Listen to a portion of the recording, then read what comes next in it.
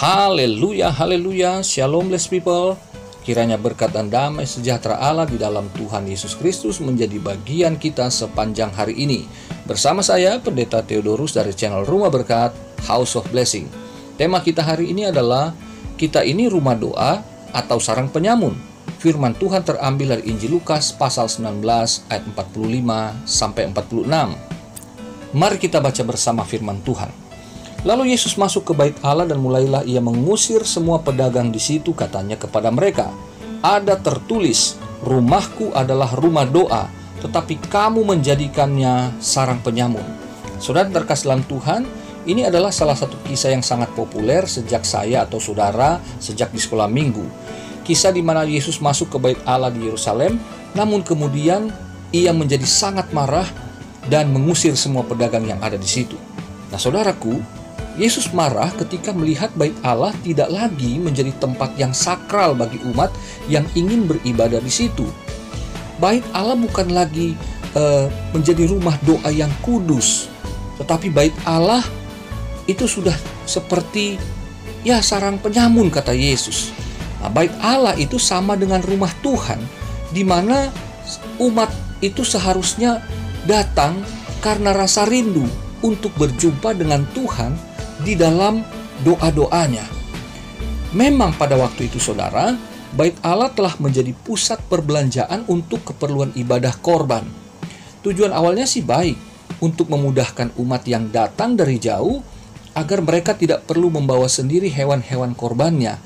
Demikian juga dengan para penukar uang yang ada di situ. Nah, Yesus menyebut bait Allah ini sudah menjadi sarang penyamun karena para pedagang telah memainkan harganya dengan legalisir dari para imam yang menjabat di situ. Oh, ternyata saudara, telah terjadi penyimpangan. Jadi tadinya maksudnya baik, tetapi kemudian motivasi mereka sudah bukan lagi bermaksud menolong, tetapi mengambil keuntungan bagi diri sendiri, ya, dan itu didukung. Jadi ini simbiosis mutualisme gitu antara para pedagang dan para imam yang kotor, yang korup begitu. Nah, saudaraku, memang awalnya maksudnya itu untuk pendapatan kas bait Allah, yaitu hasil dari perdagangan yang dilakukan untuk memudahkan para umat yang datang di dalam mereka beribadah. Namun Yesus tahu bahwa telah terjadi praktik kotor dan korupsi dengan kedok ibadah yang suci.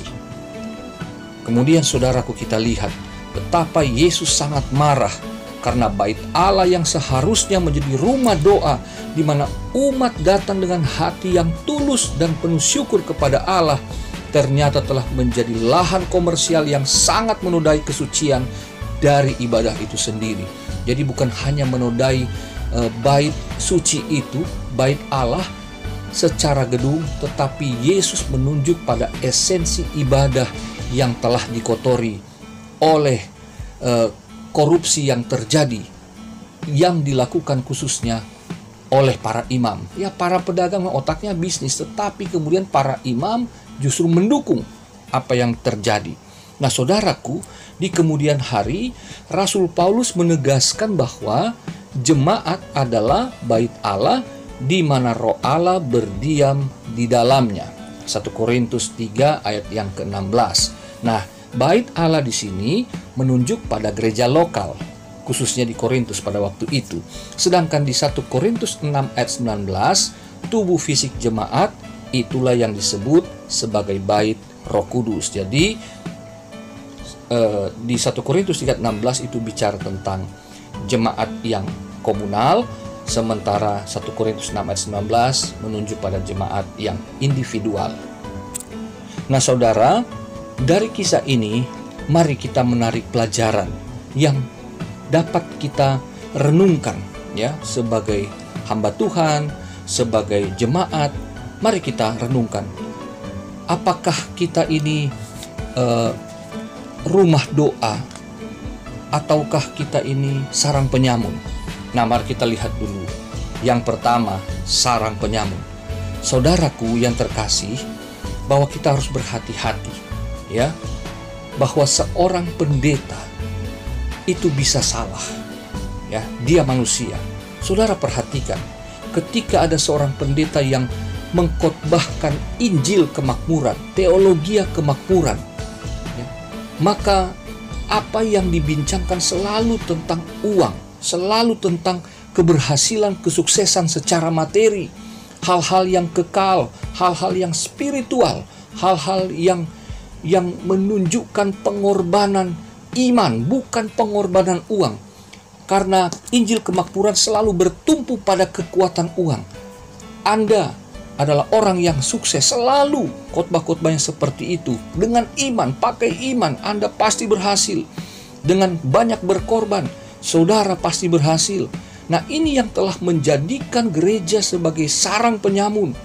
Jemaat diajarkan untuk berbisnis dengan Tuhan, khususnya di dalam hal persembahan persepuluhan dan persembahan khusus atau persembahan sukarela atau korban tatangan. Nah, saudaraku yang terkasih, bahwa ketika jemaat diajarkan, semakin banyak saudara menabur, Tuhan akan membalaskannya 30, 60, dan 100 kali lipat. Padahal ayat itu bukan berbicara tentang kelimpahan materi, tetapi tentang bagaimana berbuah di dalam hal rohani. Nah, saudaraku, ketika jemaat kemudian diajarkan bagaimana ketika engkau mengembalikan persepuluhan, Tuhan akan memberkati engkau dengan berlimpah. Ujilah aku, kata Tuhan. Nah, ini juga memicu jemaat berbondong-bondong memberikan persembahan persepuluhan dan persembahan khusus, karena motivasi mereka adalah Tuhan akan melipat gandakan. Bukankah ini bisnis perjudian yang luar biasa yang terjadi di dalam gereja, khususnya di akhir zaman ini?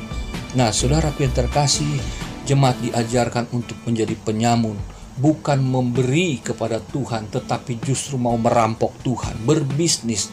Ibadah yang transaksional inilah yang dibenci oleh Yesus.